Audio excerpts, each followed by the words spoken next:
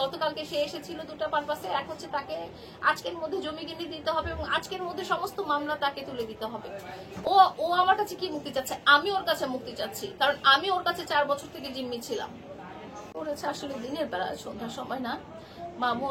মামুনের এই লাইভের আগেও মামুনের এই ছবি আমি 15 দিন আগে পেয়েছি তার একজন ভিকটিমের কাছ থেকে।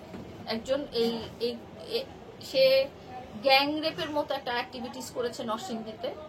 সেখানে যে একজন পেইড প্রস্টিটিউট বলা যায়, ওনার সাথে 7-8 জন কয়েক মাল্টিপল টাইমস এরকম মানে অ্যাক্টিভিটিস করেছে। তো তার এক ভিকটিমের কাছ থেকে আমি আসলে ছবিগুলো আমার কাছে এসেছে, ঠিক আছে।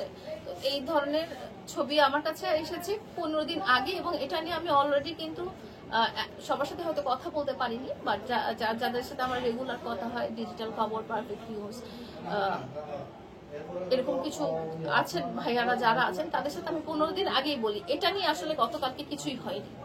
গতকালকে আসলে কিছুই হয়নি। যদি সেটা সামাজিক যোগাযোগ মাধ্যমে ভাইরাল হয়ে থাকে, সেটা সম্ভবত সে নিজেই করেছে। কারণ হচ্ছে যে এই ধরনের ছবি তার মোবাইলে নাই, কারণ এরকম অ্যাক্টিভিটিস করে কেউ ছবিগুলো নিজের মোবাইলে রাখবে না। আপনারা যে ধরনের ছবি বা ভিডিও দেখেছেন এগুলো রাখবে না। আর সে বলেছে আমি তার ফোন থেকে ডাটা কালকে নিয়েছি, ওর সাথে আমার 1 তারিখ মার্চ থেকে যোগাযোগ এবং ওর ফোনের পাসওয়ার্ড আমি জানি। তাহলে গতকালকে এমন কি হলো যে গতকালকে আমার তার ডাটা ট্রান্সফার করতে হবে? এমন কিছু হয়নি। গতকালকে সে এসেছিল দুটো পারপাসে, এক হচ্ছে তাকে আজকের মধ্যে জমি কিনে দিতে হবে এবং আজকের মধ্যে সমস্ত মামলা তাকে তুলে দিতে হবে। এটার জেদ ধরেই সে লাইভগুলো করেছে এবং এটার জেদ ধরেই সে আমার সাথে এরকম। আমি আপনাদেরকে আজকে জাস্ট বলতে চাই যে আমি এই কোনো কিছুতে আর নাই।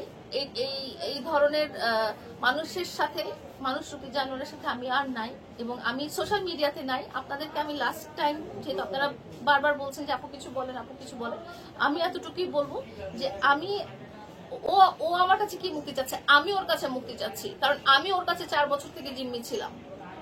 নানা রকম ব্ল্যাকমেইল, নানা রকম ইমোশনাল ব্ল্যাকমেইল, নানা রকম। আমি কিন্তু একটা মেয়ে, আমি কিন্তু একটা এতিম মেয়ে, আমার কিন্তু বাবা নাই, আমার কিন্তু ভাই নাই। ও যে বলে না ওর বাবা এটা, আমার বাবা বেঁচে নাই, আমার বাবা মারা গেছেন অনেক আগে, আমার কোনো ভাই নাই। আমার একজন অনেক বৃদ্ধ মা আছে, অসুস্থ মা আছেন, আমার 2টো ছোট ছোট বাচ্চা আছে, তার মধ্যে একটা বাচ্চা অনেক অসুস্থ। আমি ওকে আটকে রাখিনি, ও আমাকে 4টা বছর জিম্মি করে রেখেছে।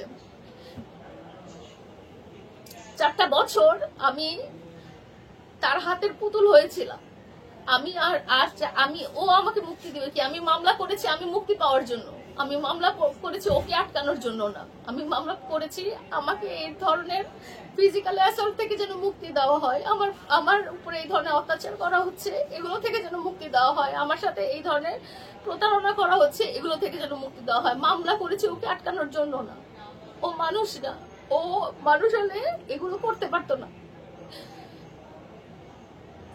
আমি আর ওর লাইফে নাই, আমি আমার কোনো সোশ্যাল মিডিয়াতে থাকারও দরকার নাই। আমার ব্যক্তিগত লাইফ আছে, আমার সন্তানরা আছে, আমি তাদেরকে নিয়ে আমি বাঁচতে চাই, আমি ভালো থাকতে চাই, আমি একটা সুস্থ লাইফ লিড করতে চাই। আমি এই ধরনের মানসিক টর্চার, শারীরিক টর্চারের মধ্যে আমি আর থাকতে চাই না। আমার অর্থ বলেন বা সঞ্চয় বলেন, সমস্ত কিছু সে নিয়ে গেছে, নানাভাবে নিয়ে গেছে, কখনো জোর করে, কখনো প্রতারণা করে, কখনো গলায় পাড়া দিয়ে।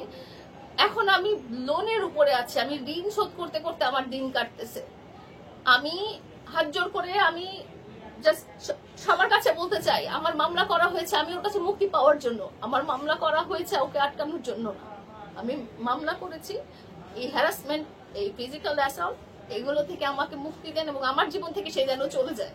আমি কোনোদিন, আপনারা কোনোদিনও দেখবেন না আমি তার বাসায় যে আমি কিছু করেছি। সে সবসময় আমার সব ভিডিও, সব লাইভ, সবকিছু আমার বাসায় করেছে। তো এখানে কে কাকে আটকে রেখেছে?